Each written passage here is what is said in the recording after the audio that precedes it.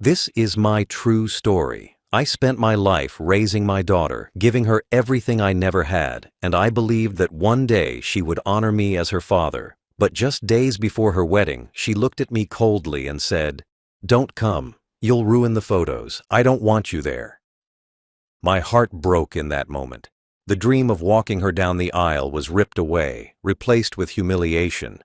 But what she didn't know was that I carried her darkest secret. And before I tell you what I did next, tell me where you're watching from and what time it is there right now. And please subscribe so my stories can reach more people. I spent my whole life working for my daughter. Every day from the moment she was born, I told myself she would never feel the hunger, the shame, the struggle that I once knew. I took whatever jobs I could find, sometimes 2, sometimes 3, at once. My hands became rough from labor, my back bent from lifting, and my eyes burned from sleepless nights. But I kept going because I wanted her to have the best. When she was a little girl, I saved every spare coin to pay for her private school tuition. I told myself that if she had a good education, she could live a life of dignity and respect. I packed her lunch every morning, walked her to the school gate, and waited late into the evenings after work to take her home safely. I never let her see how tired I was. I never let her know how many meals I skipped so she could eat more. I wanted her to believe her childhood was safe, happy, and full of opportunity. As she grew, her needs grew too. She wanted nice clothes like her classmates, shoes that would not embarrass her, books and supplies that cost more than I could afford. But I always found a way. I worked extra shifts, borrowed money, and gave up my own comforts just to see her smile. When she turned 16 and dreamed of having her own car, I took on more hours, saved every bit I could, and bought her a used one, proud that I could give her freedom. When she finished school and wanted to go to college, I signed loans in my name, promising the banks I would cover the costs no matter what. And when she graduated, I thought finally she would understand the depth of my sacrifice. But even then, I didn't stop. When she fell in love and got engaged, I opened my savings and handed over money to support the wedding fund. I told her it was her day, her moment, and she should not worry about costs. I believed it was my duty, not as a provider anymore, but as a father who wanted to see his daughter's dreams come true. And above all, I dreamed of one moment for myself, walking her down the aisle. I pictured it for years. I imagined standing tall beside her in my suit, her arm in mine, both of us smiling as guests turned to watch. For me, that moment was not just about tradition. It was the reward for a lifetime of sacrifice. It was proof that all the pain, the hunger, the sleepless nights, the exhaustion had been worth it.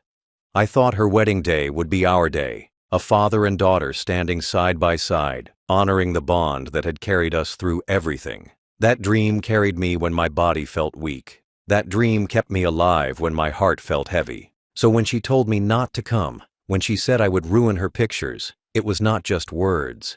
It was the destruction of that dream. It was the erasure of every sacrifice I had made. It was the rejection of my love, my loyalty, my very existence as her father. And the pain of that cut deeper than any wound I had ever felt. The first cracks in her treatment of me began to show long before the wedding, though at the time I told myself they were small things, the kind of things any child might say without meaning to hurt. But looking back, they were signs that the respect was already gone. During the early stages of planning, she came home excited with magazines and brochures, showing me dresses, flowers, and venues. I smiled and nodded, proud of her happiness. But when I asked gently if she wanted me to wear my old black suit, the one I had saved for special occasions, she frowned. She told me it looked outdated, that it would not fit the theme.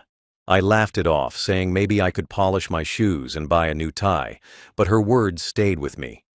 She looked at me not as her father, but as a detail that needed to be fixed, as if my presence was an inconvenience to her vision of perfection. As the months passed, her tone grew sharper.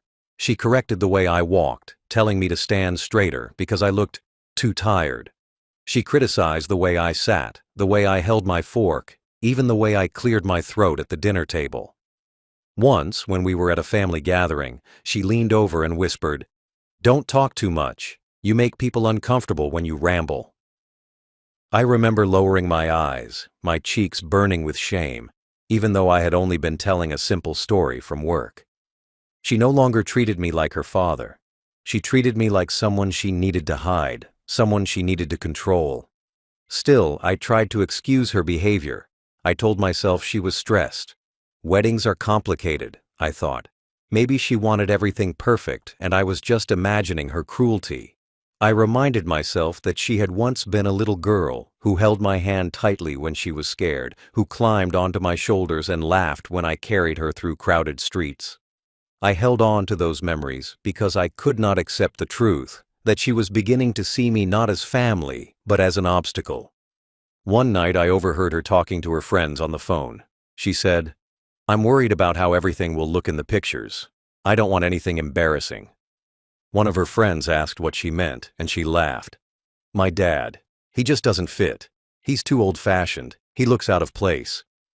I stood outside her door, my hands trembling, listening as she reduced me to nothing more than a flaw in her image. I wanted to walk away, but I stayed there, frozen, until the call ended. When she came out later and saw me in the hallway, she smiled as if nothing had happened. I forced a smile back, but inside I felt hollow. These were the first cracks, small humiliations that chipped away at the bond between us. At dinner, she rolled her eyes when I tried to give advice. At family meetings, she interrupted me to speak over my words. She even joked once in front of relatives that I was too old to keep up with modern times. Everyone laughed, and I laughed too, but deep down, I felt crushed. These were not just casual comments. They were signs that she no longer saw me as her father, the man who had sacrificed everything for her future. She saw me as an embarrassment she had to manage, a shadow she wanted to push aside. I endured it all in silence. I told myself it was just nerves, just wedding stress, just the pressure of the moment. But in truth, the respect was already gone. And I should have known then that the cruelest words were still to come. The cruelest words came only a few days before the wedding, at a moment when I was still holding on to hope that despite everything, she would let me walk her down the aisle. I had been sitting quietly in my room, carefully folding the tie I had saved for that day, a tie that I had bought many years ago when she was still a child, promising myself I would wear it proudly on her wedding. I walked into the living room where she was discussing final details with her fiancé and her friends. When there was a pause, I asked softly, "What time should I be ready for the ceremony? I don't want to be late." I expected her to smile, to at least give me some small part of the day, even if it wasn't everything I had dreamed. Instead, she turned toward me, her face expressionless, and said in a flat, cold voice, "Don't come. You'll ruin the photos. I don't want you there." The room went silent. Her fiancé looked down at the floor. Her friends shifted uncomfortably. But she didn't take back her words. She didn't soften them, didn't laugh as if it were a joke. She just looked at me like I was nothing but an obstacle standing in the way of her perfect day. I stood there frozen, my mouth open but no words coming out. For a moment, I thought I had misheard her. I asked quietly, "What do you mean?" She rolled her eyes and said, "I mean exactly what I said. You don't fit. You'll ruin the pictures. It's my wedding, and I want everything perfect. Please just stay home." Her words hit me like a blow to the chest. All the air seemed to leave my body. I felt my face grow hot, my hands tremble, and my knees weaken. In front of her friends and her fiancé, she stripped me of my dignity, reduced me to nothing more than an eyesore, someone unworthy of being seen on her happiest day. I wanted to shout, to remind her of everything I had done for her, of the years of sacrifice, the money, the sleepless nights, the endless work that had built her future. I wanted to scream that without me, there would be no wedding at all. But no words came. I could not humiliate myself further by begging for a place in her life. So I stood there in silence, nodding slowly, and then turned back to my room. Once inside, I sat on the edge of my bed, staring at the tie in my hands. My vision blurred with tears, but I held the fabric tightly, refusing to let it drop. I remembered her as a child, climbing onto my lap, asking me to tell her stories. asking me to promise that I would always be there for her. I remembered her first day of school, when she clung to me and cried until I walked her inside. I remembered her teenage years, when she slammed doors in anger but still came to me when she needed money or advice. I had been there through it all. And now, when my reward was supposed to come, when I was supposed to walk her down the aisle, she told me I would ruin her photos. Photos, pictures, meant more to her than her father's love. The cruelty of those words echoed in my mind long after they were spoken. I felt like I had been erased, like all my years of sacrifice had been thrown away in an instant. For days, I replayed the moment in my head, hearing her voice again and again. "Don't come. You'll ruin the photos." It was not just rejection. It was humiliation. It was betrayal. And in that betrayal, something inside me hardened. I realized that if I was nothing more than a flaw in her perfect image, then I had no duty left to protect her secrets. That night, after she told me not to come to her wedding because I would ruin the photos, I sat alone in my room with the tie still in my hands. I had ironed it earlier that day, planning to hang it neatly on the door, so I would not forget it when the time came, but now it felt useless, like a cruel reminder of a dream that had been crushed.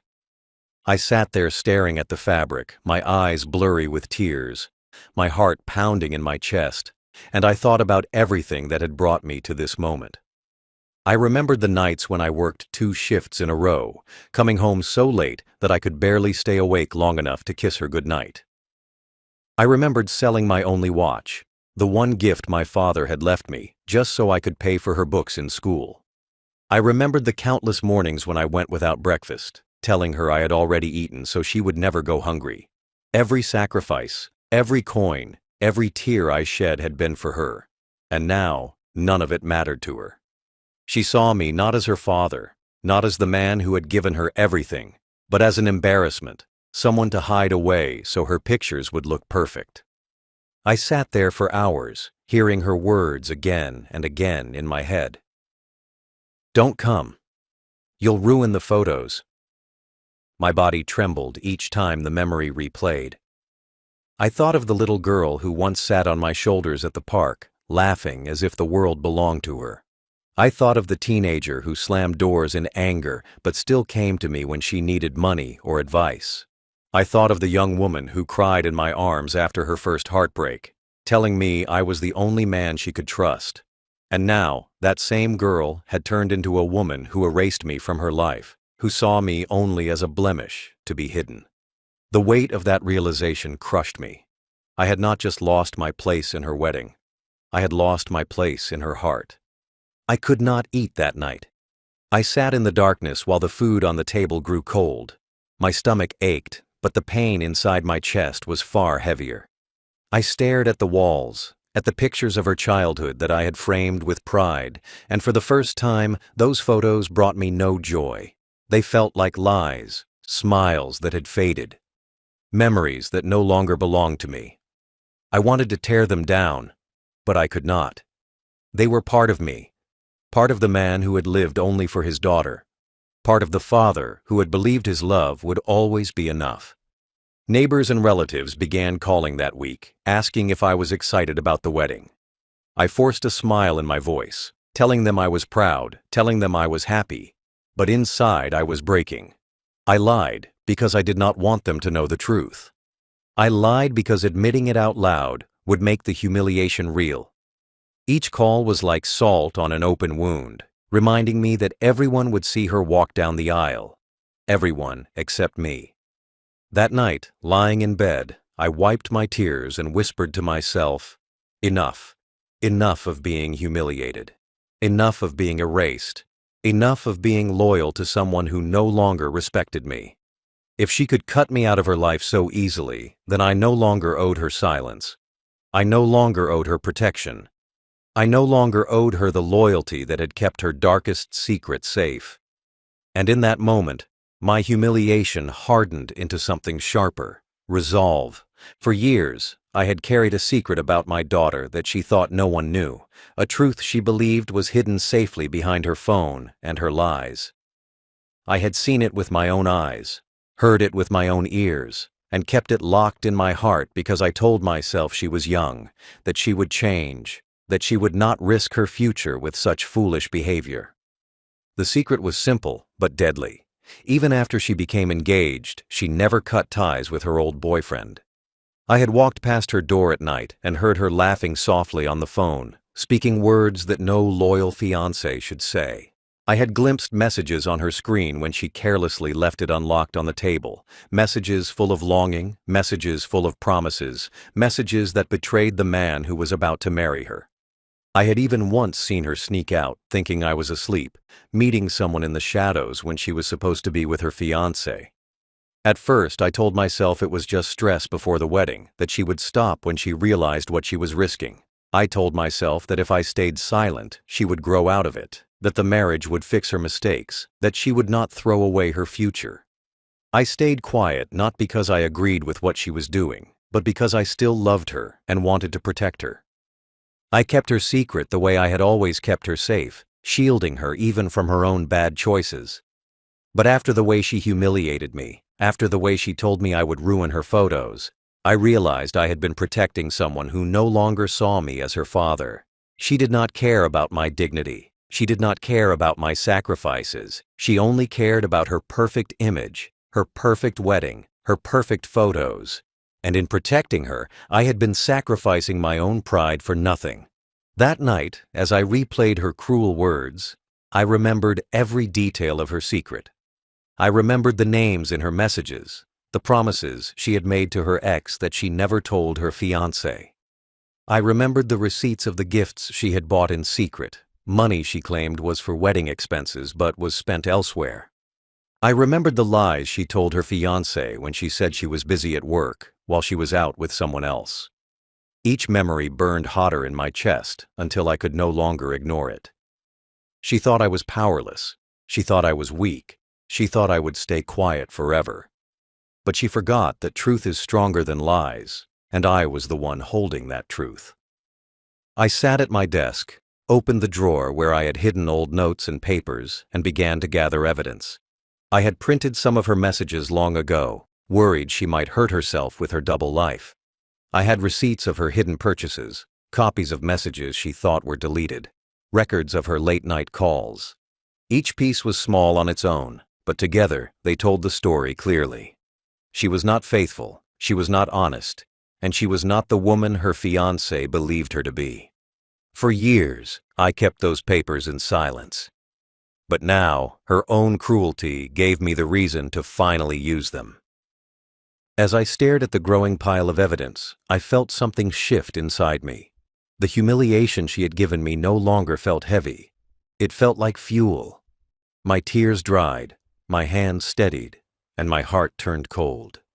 She told me I would ruin her photos. Now, I would ruin her lies. Once I gathered the evidence of her betrayal, I sat at my desk for hours, staring at the papers, the screenshots, the receipts, and the messages that showed exactly who she really was. My heart was heavy, but my mind was sharp. For years, I had lived in silence, carrying her secrets and protecting her even when she didn't deserve it. But after the way she had treated me, after the way she told me I was not good enough to stand at her wedding, I realized it was time to stop being silent. I told myself that if she could erase me from her perfect day, then I could erase the lies she was building her future on. And so I began to form a plan. This was not something I rushed. I did not let my anger lead me blindly. I thought carefully, step by step, about how to make sure that the truth would hit her where it mattered the most. The first step was to organize everything so that there could be no denial. I arranged the messages in order, highlighting the ones where she spoke about meeting her ex while lying to her fiancé. I printed out screenshots of conversations where she said words no loyal bride should ever say. I included receipts of the gifts she had purchased secretly, each one dated, each one connected to the timeline of her engagement. I even found an old note she had left carelessly on the table months ago, where she wrote about feeling trapped and wishing she could go back to her old life. I placed all of this together in a single envelope. The second step was deciding who should see it. I could have sent it to her friends, to her relatives, or even shouted it out on the wedding day. But I didn't want noise. I didn't want drama for myself. I wanted precision. And I knew the only person who needed to see it was the groom. He was the one being lied to. He was the one building a future on false promises. He deserved to know the truth before he stood at that altar, before he wasted his life on someone who mocked loyalty and mocked me as her father. The third step was timing. If I told him too early, she would have a chance to spin her lies, to cry, to manipulate him the way she had manipulated me for years. No, the truth had to arrive at the perfect moment. When she was at her highest point of pride, preparing for her big day, surrounded by people who thought she was pure and perfect. That was when the truth would strike hardest. That was when the groom would see who she really was. And that was when her lies would collapse. Finally, I wrote a note to include in the envelope. I did not make it long. I did not make it cruel. I simply wrote, "Better you learn now than live a lifetime blind." I signed nothing. I gave no return address. The evidence would speak for itself. My role was not to explain. My role was to reveal. When everything was ready, I sealed the envelope and held it in my hands. For a long time, I sat in silence, thinking of the little girl she once was, the daughter I carried on my shoulders, the child who once looked at me with love. My heart ached, but my resolve did not waver. She had chosen to humiliate me, to erase me, to treat me like I was nothing. Now she would see what happens when the man she called useless finally decides to speak the truth. On the morning of the wedding, while the house was full of noise, laughter, and last-minute preparations, I moved with quiet purpose. My daughter was upstairs with her bridesmaids, getting her makeup done, posing for pictures, and enjoying the attention she craved. Downstairs, relatives were rushing around, fixing flowers, carrying boxes, and answering calls. No one paid much attention to me. It was as if I had already been erased from the day, like a shadow blending into the background. That suited me well, because it gave me the freedom to do what I had decided. The envelope was already in my coat pocket, heavy with the weight of truth, and I knew exactly where it needed to go. I walked out of the house without a word, my steps steady, my heart beating calmly. The groom's family was staying at a hotel not far from the venue. I knew where they were because I had helped book their rooms months earlier, back when I still thought I would be part of the wedding. I made my way there, carrying the envelope with care, as if it were more valuable than gold. In truth, it was worth more than gold. It was worth a lifetime of truth, a lifetime of exposing lies. When I arrived, I asked to see the groom. The staff, recognizing me as the bride's father, didn't hesitate. They led me to his room. He opened the door, surprised to see me so early. I handed him the envelope without stepping inside. My face was calm, but my voice was steady with finality. I said, "You deserve to know the truth before you take your vows." He frowned, confused, but took the envelope from my hands. He asked me what it was, but I didn't answer. I didn't need to. I had already written everything he needed to know in that single line inside. Better you learn now than live a lifetime blind. Before he could ask again, I turned and walked away. I didn't wait to see his reaction. I didn't wait to see the shock on his face as he opened it, and I didn't wait to hear his anger or his pain. That part was no longer my burden. My part was done. As I walked back outside, the weight I had carried for years seemed to lift from my shoulders. The humiliation, the rejection, the pain of being told I was not good enough to stand by my daughter, all of it began to fade. I had delivered the truth. What came next was no longer in my hands. She thought I would ruin her photos by standing in them.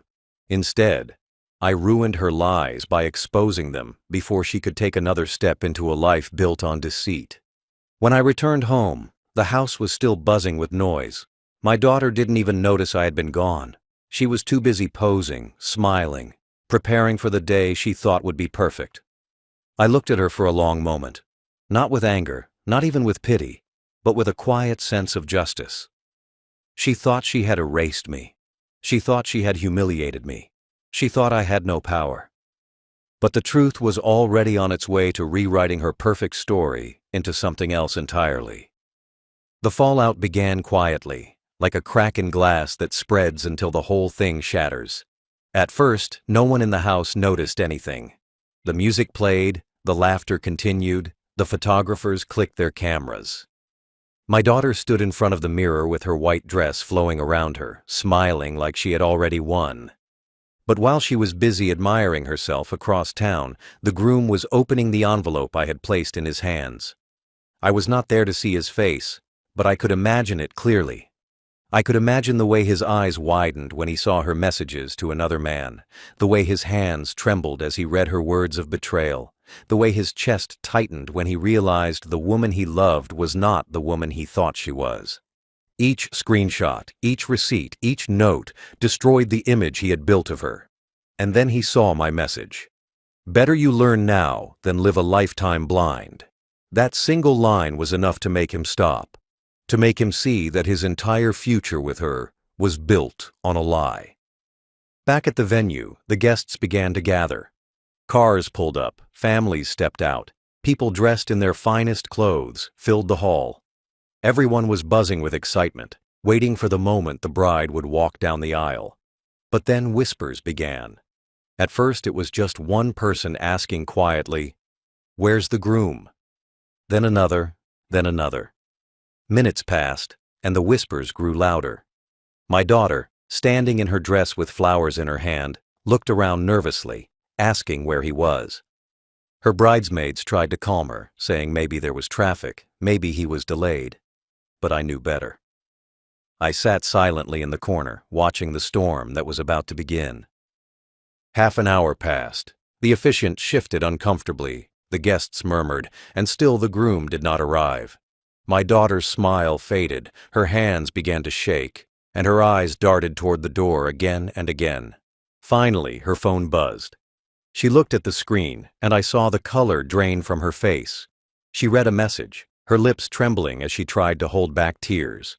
She dropped the phone onto the table, and one of the bridesmaids picked it up, gasping at what she saw. The whispers spread quickly.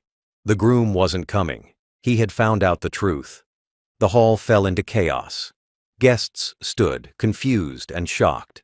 Some left quietly, not wanting to be part of the scandal. Others stayed, whispering loudly, pointing fingers, and asking questions. My daughter stood frozen, her face pale, her hands clutching her bouquet so tightly the flowers broke. She tried to call him, tried to beg him to come, but he never answered. Her perfect day had collapsed in front of everyone, and there was no way to hide it. She looked around the room, her eyes finally landing on me. For a moment, I thought she knew. For a moment, I thought she saw the calm in my face and realized I had been the one to end her lies. She opened her mouth as if to speak, but no words came out. She turned back toward the door, still waiting, still hoping, but the groom never arrived. The fallout was complete. The wedding was over before it began. The bride was left standing at the altar in humiliation, her secrets exposed, her dreams destroyed. And I, the man she said would ruin her photos, sat quietly in the back, untouched, unseen, but knowing the truth. It was not me who ruined her day. It was her own lies. The aftermath of that day was not loud for me, but for her. It was the storm she had created finally crashing down. After the guests began to leave and the hall grew quiet, I walked home slowly, step by step, without looking back. I didn't need to see her crying in her dress. I didn't need to see her friends whispering behind her back. I didn't need to see the shame written on her face. I already knew it would happen. I already knew that when the groom didn't arrive, when the truth was delivered to his hands, her entire image of perfection would collapse in front of everyone. By the time I reached my chair and sat down, I felt a weight lift from my shoulders. For the first time in years, I felt calm. I had no guilt. I had no regret. I had carried her secrets long enough. It was time she carried the cost of them. But for her, the collapse continued. Later that evening, my phone rang over and over. At first, I ignored it, but eventually, I answered. Her voice came through the line, full of rage, fear, and desperation. She screamed, "You did this! You ruined me! You destroyed everything!" Her words were broken with sobs, but I stayed silent for a moment, letting her cry, letting her rage. Then I finally said, "No. You ruined yourself. You destroyed yourself. I only let the truth out."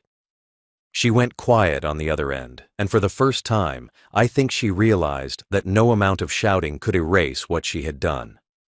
She hung up on me, but the silence after her scream was louder than anything else.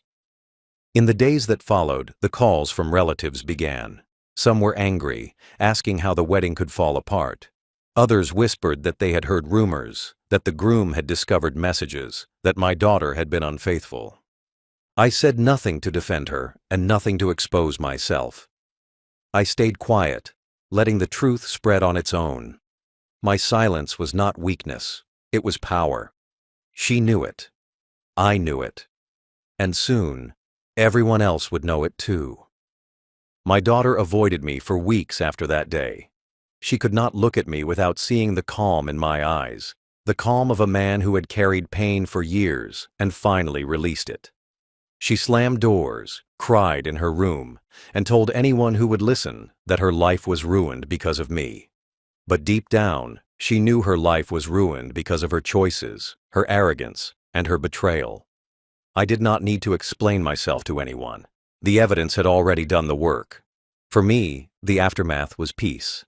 I no longer felt the sting of humiliation when I thought of her wedding. I no longer felt the ache in my chest when I remembered her words about ruining photos. Instead, I felt relief.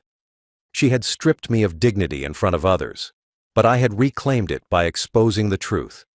The shame she wanted to throw on me was now hers to carry, and it was a weight far heavier than anything I had endured. And as I sat in my chair, drinking my tea, I whispered to myself, "She told me I would ruin her pictures, but in the end, I ruined her lies." Justice for me did not come in shouts or in noise. It came in silence, the kind of silence that fills a room when truth has already done its work. My daughter had humiliated me by telling me I was not welcome at her wedding, that I would ruin her photos, that I was an embarrassment in her perfect world. For days, I carried that humiliation like a heavy stone in my chest, replaying her words, feeling the sting over and over again. But when I placed that envelope into the groom's hands, when I walked away without a single explanation, I knew the balance had shifted. She had erased me from her day, so I erased her lies from her future. That was justice. Not revenge born of anger, but justice born of truth. As the weeks passed, I saw the change in her life. She avoided me, but I still heard the whispers. People talked about the canceled wedding, about the groom who never showed, about the messages that had been discovered. Relatives shook their heads in disappointment. Neighbors whispered behind her back, and her friends no longer admired her the way they once did. Her perfect image, the one she worked so hard to protect, had been shattered, not by me standing in photos, but by her own words written in secret. She blamed me, but deep down she knew the truth. She had destroyed herself, and I had simply stopped protecting her. For me, there was no celebration, no joy in her downfall. What I felt was something deeper. Dignity. After years of sacrifice, after years of being treated as less, I had reminded her that I was not powerless, that I was not invisible, that I was still her father and still capable of shaping the world around her. She thought she could cut me out of her life without consequence. She learned that even silence can carry weight, and even a father's patience has limits. I spent my evenings quietly, sitting in my chair, drinking tea, and thinking about everything that had happened. I no longer carried the same pain when I looked at the tie I had planned to wear at her wedding. Instead, I saw it as a symbol, not of the moment she denied me, but of the strength I found in myself when I stopped allowing her to humiliate me. She thought she would silence me forever. Instead, I chose the moment to speak, and I spoke with the one thing she could never argue against: the truth. Grandpa's justice is not about anger, it is about balance. She said I would ruin her pictures, but I showed her that pictures are nothing when your life is built on lies. She tried to erase me, but I erased her lies. And now, when I walk through the neighborhood, when people nod at me with quiet respect, I know I made the right choice. I no longer feel small. I no longer feel invisible. I feel like a man who carried pain, endured humiliation, and finally chose dignity over silence. Final thought. She thought I was too old to matter, too weak to be seen, too much of a flaw to stand beside her. But I proved her wrong. She told me I would ruin her photos. In the end, I ruined her lies instead. That is my justice, and I carry it with no regret.